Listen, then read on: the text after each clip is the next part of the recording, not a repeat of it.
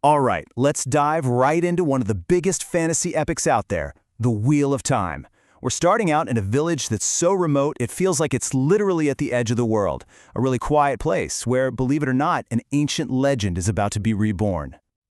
So our story kicks off in the Two Rivers, a land so isolated the locals joke that it's the back end of forever. Life here has had the same quiet rhythm for centuries, but yeah, that's all about to get turned completely upside down. We find ourselves in the village of Emond's field, and it's the night before Bel Tine, their big spring festival. You know, the air is thick with the smell of honey cakes, and you can hear everyone getting ready to celebrate. But underneath all that excitement, you can feel something else stirring. And we get to see this world through the eyes of a group of friends who've known each other their whole lives.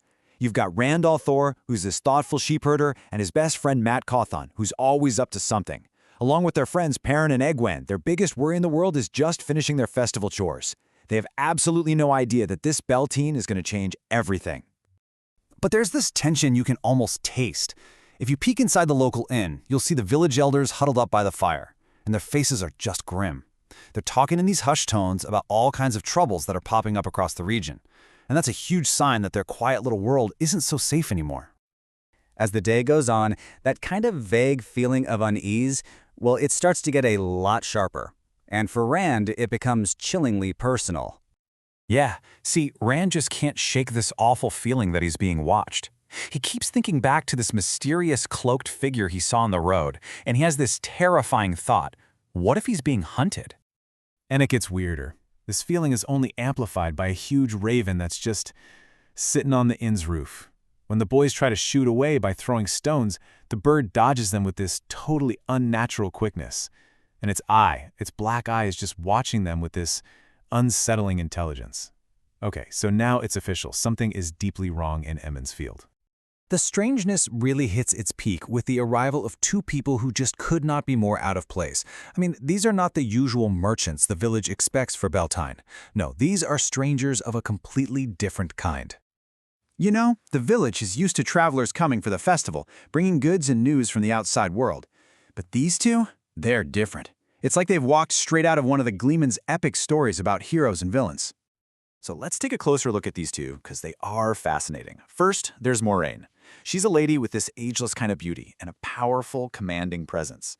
And she's wearing this really striking gold ring. It's a serpent biting its own tail. Her companion, Lan, he's her warder. That means he's a warrior of legendary skill, and he's sworn to protect her. He moves with the quiet deadliness of a wolf. His hand is never far from his sword, and his cloak, it seems to shift and just melt right into the shadows. And right here, this is the moment. This is where everything changes. The world our young heroes thought they knew is about to be completely shattered by a simple conversation and a very, very unusual gift. So Rand, he just can't help himself. He walks right up to Moiraine and asks the question that's on everyone's mind. Why would someone like her come all the way out to the back end of forever? Which, you got to admit, is a pretty bold question for a simple sheepherder to be asking. Her answer is, well, it's cryptic. It's almost unsettling. She doesn't talk about trade or business. She talks about ancient history and the great wheel of time itself, this sort of cosmic loom that weaves the patterns of everyone's lives and destinies. She's basically hinting that this tiny, forgotten village is way more important than anyone who lives there could possibly imagine. Then Moiraine gives both Rand and Mat a single, heavy silver coin. And we're not talking about just any coin. This thing is valuable enough to buy a horse. For these boys, that's an unbelievable amount of money. And get this, she tells them it seals a bond between them. The coins feel less like a gift and more like, I don't know, an unbreakable link to this mysterious woman and whatever her secret purpose is. Instinctively, they both know these coins are not for spending.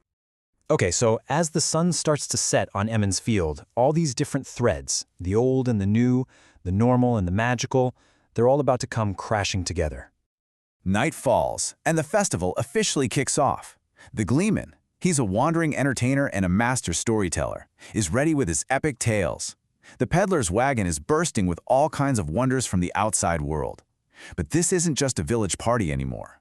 No, it's become the stage for a much, much bigger story, with some very real dangers lurking just outside the firelight. So what's the big takeaway here? It's that something ancient, something powerful is waking up in this forgotten corner of the world. A prophecy is stirring, and these unsuspecting villagers, these young friends who thought their biggest problem was getting their chores done, they are standing right in the center of the storm. And that's our introduction to this absolutely incredible world. You know, as the story itself says, the wheel of time turns and ages come and pass, leaving memories that become legend. If you want to find out what happens next, and trust me, you do, we can't recommend diving into the books yourself highly enough.